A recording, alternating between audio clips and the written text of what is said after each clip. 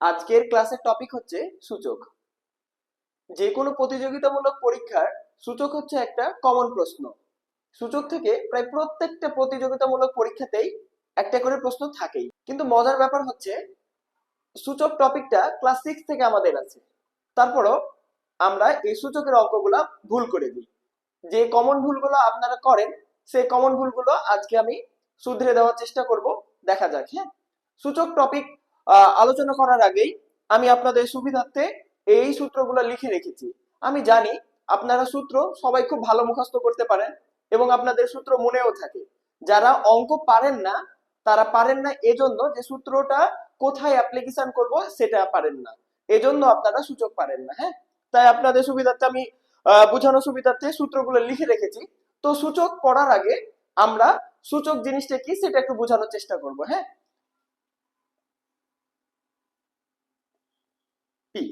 আপনি সূচকের একটা আদর্শ ফরম্যাট লিখে নিয়েছি। আপনি আদর্শ ফরম্যাটটা একটু ভালো করে দেখেন। এই যে এটা যেটা থাকে এটাকে বলা হয় বেজ বা ভিত্তি। এটার নাম হচ্ছে বেজ বা ভিত্তি। ঠিক আছে, এই যে নিচে আছে। হ্যাঁ, আর এই বেজের মাথা বরাবর যেটা থাকবে সেটার নাম হচ্ছে সূচক। এর আরো নাম আছে, মাত্রা, ঘাত, অনেক নাম আছে, পাওয়ার, শক্তি, যে যা নামে ডাকতে পারেন। আর এই সমান চিহ্নর ডান সাইডে যে মানটা থাকে সেটাকে বলা হয় ফলাফল। ফলাফল। আশা করি এই ফরম্যাটটা আপনারা বুঝতে পেরেছেন। হ্যাঁ, এখন এই ফরম্যাটটা যদি বুঝতে পারেন তাহলে এই সূত্রগুলো আপনি অ্যাপ্লিকেশন করতে পারবেন। ওকে, আমি আপনাদের বোঝানোর সুবিধার্থে এই সূত্রগুলা একটু অ্যানালাইসিস করতে চাই। আপনারা এই সূত্রগুলো খুব ভালো পারেন, কিন্তু তারপরেও 5 নাম্বার, 6 নাম্বার এবং 7 নাম্বার এই সূত্র তিনটা আমি একটু অ্যানালাইসিস করতে চাই। যে কোনো কিছুর বেস যদি শূন্য হয়, হ্যাঁ, তাহলে ফলাফল হচ্ছে 1। বুঝতে পেরেছেন? যে কোনো বেস। এখন এখানে ধরেন 1 ট্রিলিয়নও যদি থাকে, 1 ট্রিলিয়নও যদি থাকে, তার মাথার উপর যদি শূন্য থাকে তারপরও কি হবে? ফলাফল 1ই হবে। এখানে যতগুলা চলক থাকুক না কেন, এক্স ওয়াই জেড যাই মন তাই থাকুক না কেন, যদি সূচক শূন্য হয় তাহলে ফলাফল হবে 1। হ্যাঁ, এটা বুঝতে পেরেছেন? এটা মনে থাকবে। অনুরূপ ভাবে উল্টা দিক থেকেও কিন্তু এটা লেখা যায়। যদি কখনো আপনি দেখেন যে 1 আছে, আপনি যে কোনো কিছু এখানে লিখে মাথার উপর শূন্য দিতে পারেন। বুঝছেন? মানে অঙ্ক করার সুবিধার্থে কখনো যদি 1 পান বাট আপনাকে বেস চেঞ্জ করতে হবে, তাহলে আপনি যে কোনো কিছু বেস দিয়ে সূচক শূন্য দিতে পারবেন। হ্যাঁ, তাহলে কিন্তু লেখা যায়। ওকে, তাহলে এটা গেল। এখন 6 নাম্বারটা দেখেন। 6 নাম্বারটা হচ্ছে কি আছে? a to the power minus n is equal to 1 divided by a to the power n। এটা একটু খেয়াল করেছেন? এখানে যে মাইনাসটা আছে না, এই মাইনাসটা কি জানেন? এই মাইনাসটাকে পড়তে হয় ইনভার্স। ইনভার্স মানে কি? ভাগ। তাহলে এই যে দেখেন এ ভাগ ভাবে লেখা যায়। তো ভাগের ক্ষেত্রে কি? লবে হবে 1 আর হরে হবে এই মাইনাস বাদ দিয়ে যে থাকবে যা থাকবে পুরোটাই। ওকে, তাহলে এখানে ধরেন কথার কথা 10 টু দি পাওয়ার মাইনাস 5 আছে, তাহলে আপনি কি লিখতে পারবেন? 1 ডিভাইডেড বাই 10 টু দি পাওয়ার 5। হ্যাঁ, আশা করি বুঝতে পেরেছেন। ওকে, এবার 7 নাম্বার। এই 7 নাম্বারে কি আছে? 7 নাম্বার আছে x two the power A 1x। হ্যাঁ, এই যে দেখেন এটা তো আপনি চিনেন, এটার নাম কি? রুট। হ্যাঁ, এই এই জিনিসটা আর একটু ভালো করে দেখেন, এই দুটো আলাদা জিনিস। এক্স এ এটা একটা, আর এক্স রুট এ, এই যে এই দুইটা কিন্তু আলাদা জিনিস। একটু ভালো করে খেয়াল করেন, এই দুটো আলাদা জিনিস। যখন রুটের মাথার ওপর এই যে দেখেন রুটের এই দাগটার উপরে থাকবে তখন এটা হচ্ছে কি? বর্গমূল। হ্যাঁ, কিন্তু এখানে কি আছে? এই রুটের বরাবর আছে। হ্যাঁ, এই যে আর একটু নিচে নামিয়ে দিই, আসলে এভাবে থাকবে। হ্যাঁ, যখন এই যে রুটের বরাবর থাকবে তখন এটা হচ্ছে ইনটু অবস্থাতে আছে, মানে এটা পড়তে হবে X into root A. But এটা হচ্ছে কি? এক্স রুট এ, মানে একসাথে আছে এটা। বুঝলেন? এটা এখানে এক্স গুণিত আলাদাভাবে আছে রুটে, বাট এটা কি লেখা যাবে? এটা লেখা যাবে এ 1/x। হ্যাঁ, মানে এই এক্সটা হচ্ছে এখানে কি অবস্থাতে আছে? পাওয়ার আকারে আছে, কিন্তু এখানে এক্সটা কি অবস্থাতে আছে? গুণ অবস্থাতে আছে। আশা করি বুঝতে পেরেছেন। আচ্ছা, এবার তাহলে আমি এক্সপেরিমেন্ট করি। হ্যাঁ, এই সূত্রগুলোর অ্যাপ্লিকেশন করি। এটা হচ্ছে একটা প্রবলেম। এই প্রবলেমটা ব্যাংকের একটা পরীক্ষাতে পড়েছিল। এই অঙ্কটা করতে হবে। হ্যাঁ, এই অঙ্কটা কি, আপনি সূত্রটা একটু ভালো করে খেয়াল করেন। এখানে কি আছে, বেস দুইটা যদি একই থাকে এবং তাদের গুণ অবস্থাতে থাকে, তাহলে পাওয়ার গুলো কি লেখা যাবে, যোগ অবস্থাতে লেখা যাবে। হ্যাঁ, যদি গুণ অবস্থাতে থাকে তাহলে কি হবে, বেস দুটো একসাথে লিখে পাওয়ার গুলোকে যোগ করতে হবে, পাওয়ার গুলোকে যোগ করতে হবে, বেস না। বুঝলেন? তাহলে এবার এটাতে দেখেন তো, এই সবগুলোতে কি আছে, বেস একই আছে না, বেস একই আছে, কিন্তু তারা কি অবস্থাতে আছে, গুণ অবস্থাতে আছে। তাহলে কি হবে, যোগ করতে হবে। তাহলে বেস, এই যে বেস বেসের মতো থাকলো, এখানে কি আছে, পাওয়ার 5। এবার এখানে দেখেন, এর মাথার উপর কিছু কি আছে, এর মাথার উপর কিছু আছে, এটার মাথার উপর কিছু আছে, কিছু নাই। কিছু নাই মানে কি আছে জানেন, 1 আছে। কেউ না থাকা মানে তার মাথার উপর 1 আছে। ওকে, কেউ আবার শূন্য ভাইবেন না, কারণ আপনি নিশ্চয়ই একটু আগে দেখলেন যে a টু দি পাওয়ার শূন্য মানে হচ্ছে কত, 1। হ্যাঁ, সো এটা লেখা থাকার কথা না। ওকে, তাহলে শূন্য থাকবে না, তাহলে এখানে কি আছে, 1 আছে। তাহলে এই 1 যোগ এখানে প্লাস, এবার এখানে কি আছে, গুণ অবস্থাতে ছিল, এখানে পাওয়ার কত আছে, -6। তাহলে আপনি কি দিবেন, -6 এভাবে দিবেন, এটা -6 এভাবে দিবেন। তাহলে এখন এটা কি হলো, a 5 প্লাস 1। এবার দেখেন তো প্লাসে মাইনাসে কি হয়, -6। তাহলে a, আগে এই যোগের কাজ করতে হয়।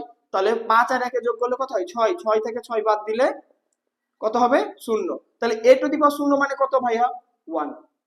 হ্যাঁ, বুঝতে পেরেছেন? তাহলে এটার অ্যান্সার হচ্ছে 1। আশা করি বুঝতে পেরেছেন। আরো কিছু এক্সপেরিমেন্ট করে দেখি। দ্বিতীয় আরো একটা এক্সাম্পল তুলে নিলাম। এই এক্সাম্পলটা বিসিএস এ এসেছিল, 33তম বিসিএস এ। এটা একটা প্রশ্ন, এই প্রশ্নটা আমরা কিভাবে সলভ করব। হ্যাঁ, এই প্রবলেমটা সলভ করার আগে আমি আপনাদের একটু দৃষ্টি আকর্ষণ করতে চাই 8 নাম্বার এবং 9 নাম্বার সূত্র দুইটা নিয়ে। হ্যাঁ, 8 নাম্বার সূত্রতে কি বলছে, 8 নাম্বার সূত্রতে বলছে বেস দুইটা যদি সমান হয় তাহলে পাওয়ার দুটা ইকুয়াল লেখা যাবে। হ্যাঁ, আর 9 নাম্বার সূত্রতে কি বলছে, যদি পাওয়ার দুইটা সমান হয় তাহলে বেস দুটাকে সমান লেখা যাবে। বুঝতে পেরেছেন? তাহলে এখন আমরা এই প্রবলেমটা করার সময় কি করব, এই প্রবলেমটা করার সময় আমরা বেস অথবা সূচককে সমান করার চেষ্টা করব, উভয় সাইডে। হ্যাঁ, কিন্তু আপনি কি করবেন, বেস সমান করবেন না সূচক সমান করবেন, আপনি কি করে বুঝবেন? আপনাকে আসলে কি বের করতে বলা হয়েছে, এক্স এর মান বের করতে বলা হয়েছে, তাই না? এখন এই এক্সটা কোথায় আছে, এক্সটা কোথায় আছে, এক্সটা আছে সূচকে। দেখেন তো এই এক্স গুলো কোথায় আছে, সূচকে আছে না? তাহলে আপনাকে অবশ্যই বেস দুটাকে সমান করতে হবে। কেন? কারণ বেস দুটো সমান হলে তো কি লেখা যাবে, পাওয়ার দুটো সমান লেখা যাবে। হ্যাঁ, আর পাওয়ার দুটো যদি সমান হয় তাহলে তো আমি এক্স এর মান বের করে নিতে পারবো। ওকে, তাই না? তাহলে আমি এটার ক্ষেত্রে কি করব, যে কোনো মূল্যে বেস দুটাকে সমান করার চেষ্টা করব। কি আছে, a by B x minus 3 is equal to b by a x minus 5, এটা আছে, তাই না? তাহলে এখন দেখেন তো এখানে কি আছে, a বাই বি, এখানে b বাই a, জাস্ট কি বিপরীত হয়ে আছে না, বিপরীত হয়ে আছে না ভাই? তাহলে এটা কি লেখা যাবে, তাহলে a by B x minus 3 is equal to, আমরা কি চাইলে এভাবে লিখতে পারি না, a বাই বি এভাবে লিখতে পারি? এটা কেন লিখলাম, এটা লেখা যায়, এই যে দেখেন হরটা জাস্ট উল্টে দিলে কি হয়ে যাবে, এটার মতো হয়ে যাবে। সো এটা লেখা যাইতেই পারে। হ্যাঁ, এখন এই প্রবলেমটা দেখেন তো, এটা কার মতো হচ্ছে, 6 নাম্বার সূত্রের মতো হচ্ছে না? তাহলে 6 নাম্বার সূত্রের মতো করে যদি আমি লিখতে চাই তাহলে এখানে কি লেখা যাবে, a by B x minus 3 is equal to কি লেখা যাবে, a by B minus x minus 5। হ্যাঁ, এই যে 1 by a to the power n থাকলে কি লেখা যায়, মাইনাস জাস্ট উপরে লিখতে পারা যায়। তাহলে আমি এখানে কি লিখেছি, -1 লিখেছি, একই কথা। এখন দেখেন তো পাওয়ারে পাওয়ারে কি হয়ে যায়, আবার গুণ হয়ে যায়। 3 নাম্বার সূত্রতে লেখা আছে কি, পাওয়ারে পাওয়ারে গুণ হয়ে যায়। তাহলে এখন আমরা কি করতে পারবো, পাওয়ারে পাওয়ারে গুণ করে দিতে পারবো। তাহলে a by x minus 3 is equal to a by b minus X, -1 দিয়ে এগুলো কি গুণ করে দিচ্ছি, তাহলে প্লাস 5। এই যে প্লাসে মাইনাসে মাইনাস, মাইনাস এক্স, আর মাইনাসে মাইনাসে প্লাস, এই যে প্লাস 5। হ্যাঁ, এখন দেখেন তো কি হয়ে গেছে, বেস দুটো সমান হয়ে গেছে না? এখন যেহেতু বেস দুটো সমান হয়ে গেছে তাহলে কি লিখতে পারবো, পাওয়ার দুটো সমান লিখতে পারবো।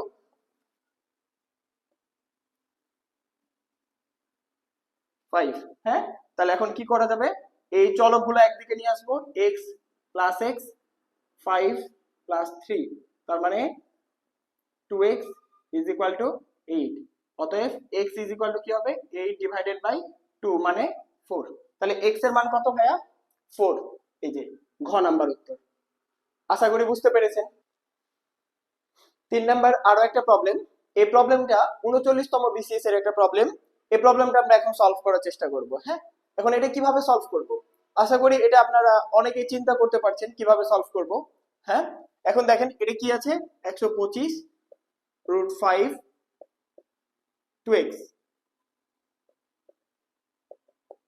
is equal to 1। এটা আমরা বিভিন্ন ভাবে সলভ করতে পারি। হ্যাঁ, এটা অনেক ভাবে সলভ করা যাইতে পারে। আপনি যেভাবে চিন্তা করতে পারেন সেভাবেই সলভ করা যাবে।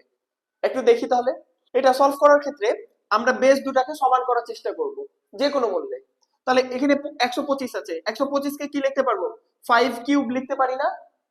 পারি। এবার এখানে √5 আছে, এই √5 উঠানোর জন্য 7 নম্বরের সূত্রটার হেল্প নিতে পারবো না আমরা? নিশ্চয়ই পারবো। তাহলে এখানে কি লেখা যাবে? 5 1/2 2x is equal to 1। এটা লেখা যায়? এটা বুঝতে পেরেছেন? আশা করি এটা অনেকেই বুঝতে পারেন। হ্যাঁ, এটা না বুঝতে পারার কারণ হচ্ছে √5 is equal to 5 to the power 1/2। এটা কিভাবে হলো? হ্যাঁ, আচ্ছা, এখানে 2√5 এটা লেখা যে কথা আর √5 লেখা এটা একই কথা, মানে এই দুটো আসলে সেম জিনিস। এখানে রুটের কাছে যদি 2 থাকে তো এই 2 লিখলেও হয়, না লিখলেও হয়। হ্যাঁ, আশা করি এবার বুঝতে পেরেছেন। এবার এবার আমরা কি করব? এবার 5 to the power 3 ইনটু, এটা পাওয়ারে পাওয়ারে কি গুণ হয়ে যায় না? এই যে 3 নাম্বার সূত্রতে লিখেছি, পাওয়ার পাওয়ারের উপর থাকলে কি হয়ে যায়? গুণ লেখা যায়। তাহলে এটা কি লেখা যাবে? 5 1/2 ইনটু 2x। তাহলে a2 আর a2 কি কেটে দিতে পারবো না? নিশ্চয়ই। এবার এখানে কি থাকে? তাহলে 5 to the power 3 5x is equal to 1। হ্যাঁ, তাহলে এবার এখানে কি লেখা যাবে? লেখা যাবে, এখন দেখেন তো গুণ হয়ে গেছে না, বেস দুটো সমান এবং তার কি অবস্থাতে আছে? গুণ অবস্থাতে আছে। গুণ থাকলে কি হয়? যোগ হয়। তাহলে 5 3 plus x is equal two, এবার দেখেন এখানে 1 আছে, 1 সমান কি লিখতে পারবো? আমরা জানি যে কোনো কিছুর পাওয়ার 0 দিলে 1 হয়। তাহলে আমি কি এখানে 5 টু দি পাওয়ার 0 লিখতে পারি? 5 টু দি পাওয়ার 0 মানে তো 1। এটা কেন লিখলাম? কারণ উভয় সাইডের বেস দুটো সমান করব তাই। এটা 8 নাম্বার সূত্রতে দেখেন লিখেছিলাম যে দুটার বেস যদি সমান হয় তাহলে পাওয়ার দুটো সমান লেখা যায়। তো এখন এই দুটো যদি বেস সমান হয়ে যায় তাহলে পাওয়ার দুটো ইকুয়াল লিখতে পারবো, এজন্য এটা আমি লিখেছি। হ্যাঁ, তাহলে এটা কি লিখতে পারবো? তাহলে 3 plus x is equal two 0। তাহলে এক্স ইজ ইকুয়াল টু কি লেখা যাবে? এই প্লাস 3টা এদিকে আসলে কি হবে? -3। তাহলে এটার উত্তরও হচ্ছে খ নাম্বার -3। আশা করি বুঝতে পেরেছেন। এই প্রবলেমটা আপনি কিভাবে সলভ করবেন এটা ভাবছেন, তাই তো? দেখেন এই প্রবলেমটা সলভ করার উপায় হচ্ছে 4x plus 4x plus 4x plus 4x। এটা এভাবেই তো আছে, তাই না? আচ্ছা, আপনি কি এটা পারেন? a plus a plus a plus a এটা যোগ করতে পারেন? এটা যোগ করলে কত হয়? a plus a plus a plus a এটা যোগ করলে নিশ্চয়ই আপনারা পারেন 4a। এটা কিভাবে? এটা কিভাবে আপনারা কি কখনো খেয়াল করেছেন? আচ্ছা, আপনি কি এখানে চাইলে a কমন নিতে পারেন? a কমন নিলে কি থাকবে? 1 প্লাস 1 প্লাস 1 প্লাস 1, এই তো নাকি? তাহলে চারটা এক যোগ করলে কত হবে? 4, আর a আছে তাই a, এভাবেই তো নাকি?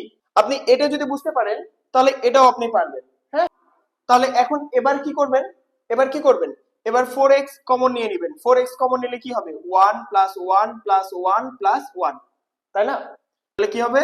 4x into 4। হ্যাঁ, এটা কি এখানে আছে? নিশ্চয় নাই। তাহলে এটা যেহেতু নাই তাহলে আপনি কি করবেন? বেসটা এক হয়ে গেছে আর মাথার উপর কিছু না মানে কি আছে? 1 আছে। তাহলে বেস দুটো যদি এক হয়ে যায় তাহলে কি হয়? যোগ করতে হয়, তাই না? তাহলে x প্লাস 1, এটা কি অপশনে আছে? নিশ্চয়ই অপশনে নাই। তাহলে আপনাকে কি করতে হবে? আরেকটু ভাঙতে হবে। তাহলে আপনি কি করবেন? 4 না লিখে কি লিখতে পারেন? 2 স্কয়ার, এটা কি লিখতে পারেন না? নিশ্চয়ই পারেন। 2 স্কয়ার মানে হচ্ছে 4, x প্লাস 1। এখন 3 নম্বরের সূত্রকে অনুসরণ করেন, পাওয়ারের উপর পাওয়ার, পাওয়ারের উপর পাওয়ার থাকলে কি হয়? গুণ করতে হয়। তাহলে কি লিখতে পারবো? 2 2x প্লাস 2। এই যে 2 দিয়ে যদি এটা পুরোটা গুণ করেন কি হবে? 2x plus 2। এখানে তাই লিখেছি। এবার দেখেন এটা খুঁজে পাচ্ছেন, গ নম্বরে আছে। আগের অঙ্কটা যদি আপনি বুঝতে পারেন তাহলে এটার উত্তর কত হবে আপনি কমেন্ট করেন। আজকের ক্লাসের লাস্ট অঙ্ক, এই অঙ্কটা কিভাবে সলভ করবেন দেখেন।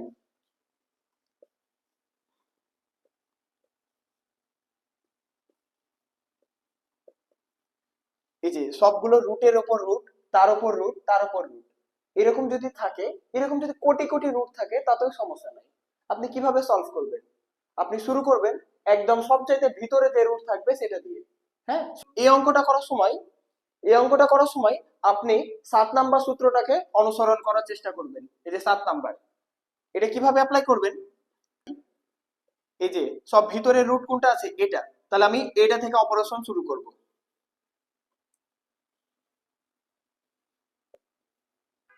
7 নাম্বার সূত্রতে আমরা কি শিখলাম? 7 নাম্বার সূত্রে শিখলাম রুটের উপর যেটা থাকবে সেটা বেজের 1/, ওটা আকারে লিখতে হবে, তাই না? তাহলে এখানে কি আছে? 6 আছে, তাহলে 1/6। হ্যাঁ, এবার পাওয়ারে পাওয়ারে তো গুণ, তাহলে কি লিখতে পারবো? 4 রুট, এই যে পাওয়ারে পাওয়ারে কি হয়ে যাবে? গুণ হয়ে যাবে, তাই না? তাহলে x 18 ইন্টু 1/6, তাহলে এটা কাটতে পারবো, তাহলে কত হবে? 3। হ্যাঁ, তারপর এবার হচ্ছে আমি কি করব? 2 নাম্বার রুটটা উঠাবো, তাহলে 3x 3, আর পাওয়ার কি হয়ে যাবে? 1/4। আশা করি এটা বুঝতে পেরেছেন। তাহলে এটা কি হবে পারবো? তাহলে 3 রুট x 3 1/4। হ্যাঁ, তারপর এই রুটটা যদি উঠাই তাহলে লিখতে পারবো x 3/4 ইন্টু 1/3, তাহলে a3 কেটে গেল, তাহলে কি থাকলো? x 1/4। এটা কোথায় আছে? কতে আছে, x 1/4। হ্যাঁ, আশা করি বুঝতে পেরেছেন। আজকের ক্লাসটা আপনাদের যদি ভালো লেগে থাকে তাহলে আমার পেজটিকে ফলো দিয়ে রাখবেন। নেক্সট ক্লাস লগারিদমের ওপর হবে।